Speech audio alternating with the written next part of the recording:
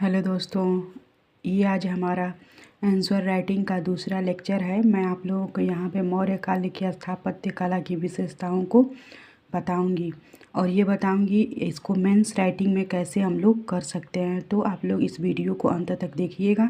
ये वीडियो मुश्किल से 5 से 7 मिनट का होगा, जिसमें आपको संपूर्ण जानकारी डिटेल में दे दी जाएगी। तो देखिए, पहला क्वेश्चन है, मौर्य काल स्थापत्य कला की प्रमुख विशेषताओं का वर्णन कीजिए। तो इसका मतलब ये है कि मौर्य काल में जो स्थापना हुई थी उसकी जो धार्मिक दृष्टि क्या था, उसके स्मारक क्या थे, यही सब बताना है। तो इसमें हम लोग, ठीक है, ये देखिए आप लोग, हम लिखे हैं इसका इंट्रोडक्शन। ये बड़ा है, हम आप लोग को समझाने के लिए इतना बड़ा कर दिए हैं। इसको छोटा भी कर सकते, इसमें से एक आध दो लाइन काट के अलग कर लेते फिर भी सही रहता, ठीक है। तो मौर्य कला भारतीय इतिहास का स्वर्णिम अध्याय माना जाता है। इस युग में न केवल राजनीतिक एकता स्थापित हुई, बल्कि कला, स्थापत्य कला एवं शिल्प के क्षेत्र में भी अद्भुत प्रगति हुई। इस काल की कला में भव्यता, सादगी, धार्मिकता तथा राजकीय शक्ति का उत्कृष्ट समन्वय देखने को मिलता है। आप लोग इसका छोटा कर सकते हैं, इसका सारांश निकाल के। और फिर मौर्य काल की स्थापत्य कला की प्रमुख विशेषता।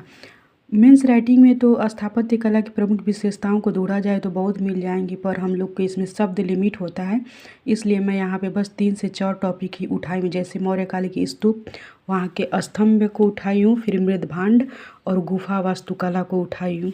इसमें बस मेंस राइटिंग में यही ज़रूरी, आप स्तूप लिख रहे हैं तो एक हेडिंग इसका बनाइए, एक लाइन में इसका आंसर दीजिए, हटिए वहाँ से, क्योंकि इतना टाइम नहीं है कि आप लोग पूरा स्तूप को व्याख्या करते चलेंगे। पता चलेगा एक क्वेश्चन में ही आपका आधा घंटा बीत जाएगा, तो ऐसा नहीं करना। तो बस हेडिंग दिखाइए।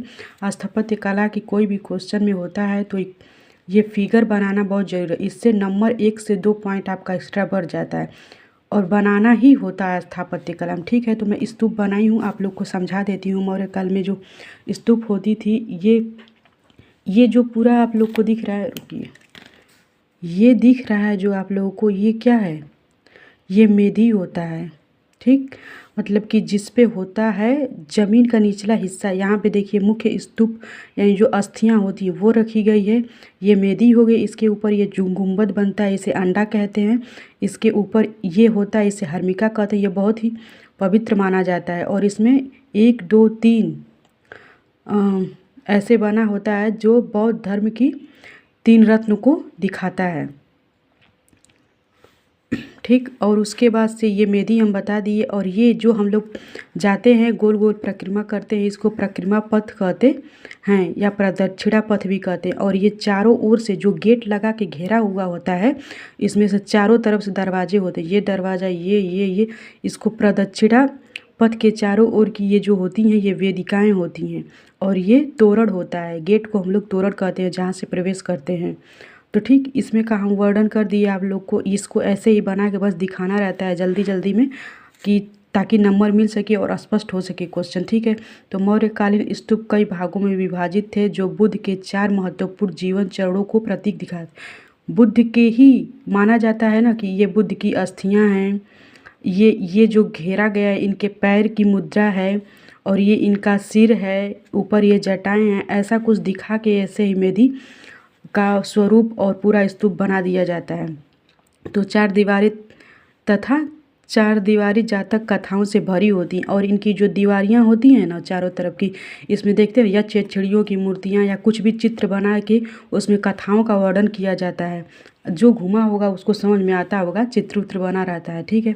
तो इसका देखिए, पहला हम इसको थोड़ा थोड़ा मेधी क्या है, स्तूप का वर्गाकार मंच जो भौतिक और आध्यात्मिक दुनिया के बीच की सीमा को दर्शाता है, इसका यही प्रतीक होता है मेधी का।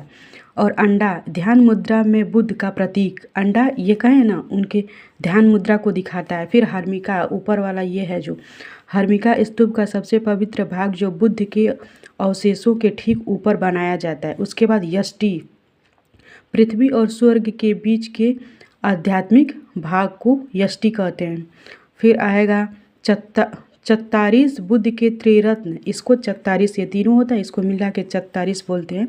बुद्ध के त्रिरत्न बुद्ध संग धम्म को दर्शाता है, ठीक। और इसके बाद से आएगा प्रदक्षिणा पथ, यानी कि दिव्यता के मार्ग का प्रतीक, जो परिक्रमा पथ होता है उसका यही प्रतीक होता है कि दिव्यता के मार्ग का प्रतीक वो करता है। और ठीक है, हम लोग स्तूप देख लिए और फिर स्तंभ को देखते हैं। मौर्यकालीन स्तंभ, पहले मैं इसका वर्णन कर देखिए। मौर्य काल में जो भी स्तंभ बने होते हैं वो मतलब सीधा होते हैं, मतलब इसके स्तंभ को सीधे ज़मीन से खड़ा कर दिया जाता है। ये नहीं कि इसका खूब चबूतरा ऐसे बनाया जाता है, नहीं, एक पिलर खड़ा हो गया बस वही है। और उसके बाद से इसमें क्या होता है, उल्टा कमल के आकार का घंटी नुमा बना, देखिए कमल का है ना, उल्टा कमल का प्रतीक बनाया जाता है। और मौर्यकालीन जो थे स्तंभ, उसमें अनिवार्य है कि उसके ऊपर कोई ना कोई जानवर, जो ये मैं शेर बनाई हूँ तो उतना स्पष्ट नहीं, मतलब कोई भी जानवर का प्रतीक बनाना होता है। देखिए तो ये क्या होगा, एकास्मक पत्थर, एक पत्थर का बना होता है, ये उल्टा घंटा के जैसा कमलनुमा आकृति होती है। और इसको जो है जिस पे जानवर बैठाए जाते हैं उसको एम्बकस कहते हैं और ऊपर जानवर होता है। ठीक, ये मौर्यकालीन स्तंभ हो गया। तो देखिए वही वर्णन की हूँ। स्तंभ, मौर्य स्तंभ अखंड और चुनार बलुआ पत्थर से बने होते हैं। औसत ऊंचाई 40 फीट होती है। शाही आदेश द्वारा स्वतंत्र रूप से निर्मित होते हैं, बताए ना स्वतंत्र होते हैं। आधार पर कोई ठोस संरचना नहीं हुई, यानी इसके आधार पर कोई ठोस संरचना चबूतरा देकर नहीं बनाया जाता है। स्तंभ के सिर पर पशु अंकित होता है, बस जो यहाँ दिख रहा है वही 1-2 लाइन पे लिख के ख़त्म करिए आप लोग, वही करना है और कुछ नहीं। और तीसरा मृदभांड, यानी कि जो उस समय के बर्तन निर्माण थे वो मौर्यकाल के मिट्टी के बर्तन को उत्तरी पालिशदार मृदभांड कहते हैं, यानी यही पालिश किए जाते थे। यह उस काल के जीवन और रीति रिवाजों के बारे में बहुमूल्य जानकारी देते हैं। वही ना बताएगा कि लोग कैसे थे, क्या क्या व्यवसाय था, क्या क्या कलाकारी होती थी बर्तनों पे, वही सब दर्शाया जाए। फिर उसके बाद से लास्ट ले लिए हैं गुफा का वास्तुकला। मौर्य काल में कौन कौन सी गुफाएं बनी होंगी आप लोग पढ़े होंगे तो याद होगा, बराबर की पहाड़ियाँ, नागार्जुन पहाड़ियाँ। फिर इस काल की गुफाओं की मुख्य विशेषताएं, गुफाओं के अंदर पॉलिशिंग, अंदर से ले जो होता है पालिश किया होता है, गुफा के अंदर पॉलिशिंग हो गया। सजावटी प्रवेश द्वार का विकास, प्रवेश द्वार में खूब प्राकृतिक चित्र का और मतलब खुद सा चित्रनुमा सजावटी दीवारों को बना दिया जाता है। फिर इसका पाँचवा हम ले लिए मूर्तिकला। इस काल की मूर्ति कलाएँ देखिए, मूर्ति कला में क्या होता था, यक्ष और यक्षिणियों की मूर्तियाँ बनाई जाती थी। बौद्ध धर्म के स्तूप में प्रवेश द्वार में हम बताए थे ना, प्रवेश द्वार में यक्ष यक्षिणियों की मूर्तियाँ बना दी जाती हैं। फिर इस मूर्ति कला में ये आएगा कमल, पवित्रता और उर्वरता का प्रतीक होता था। कमल को उस रूप में देखा जाता था, इसलिए कोई भी होता था तो चित्रकारी में कमल बनाया जाता था। चक्र जो था धर्म चक्र का प्रतीक होता था।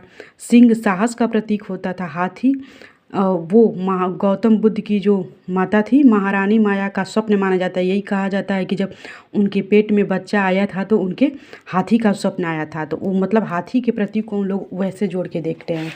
ठीक है, और फिर से आ जाएगा बैल, प्रजनन का प्रतीक होता है। घोड़ा बुद्ध के गृह त्याग का प्रतीक होता है।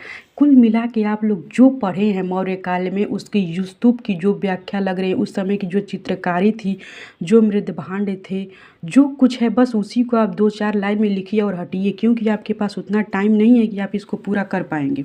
फिर निष्कर्ष में हो जाएगा, मौर्य काल में निर्मित स्तंभ, स्तूप, गुफाएं और शिलालेख न केवल धार्मिक भावनाओं के प्रतीक हैं बल्कि प्रशासनिक क्षमता और सांस्कृतिक एकता के भी प्रमाण हैं। इस काल की कला ने भारतीय कला को एक नई दिशा दी। ठीक, तो यही सब है और कुछ नहीं है, आप लोग को समझा दी इसको अच्छा से। बस मेरे कहने का मतलब ये है कि आप लोग को जितना ज्ञान है, या तो आप लोग प्रीलिम्स के तरीके से पढ़े हो, पर इसमें तो मेंस के लिए पढ़ना ही होगा। तो जानकारी में बहुत लिमिट जानकारी हो। इंग्लिश मीडियम वाले को यही होता है कि उन लोग को जो भी पढ़ाया जाता है लिमिटेड पढ़ाया जाता है, और हम हिंदी वालों को समझ ही नहीं आता कि कितना लिखना है हम लोग को। मेन बात यही होता है, आप एक हेडिंग डालें, उसका 1 से 2 लाइन में ख़त्म करिए, एक ही लाइन में बता के छोड़िए। अब ये मेरा बहुत बड़ा है, इसको शॉर्ट किया जाए तो बहुत हो जाएगा। तो ठीक है, आप लोग इसको स्क्रीनशॉट ले लीजिए। हो सकता है किसी को लिखने का मन करे या फिर बाद में देखने का मन करे तो ले सकते हैं आप लोग इसका स्क्रीनशॉट।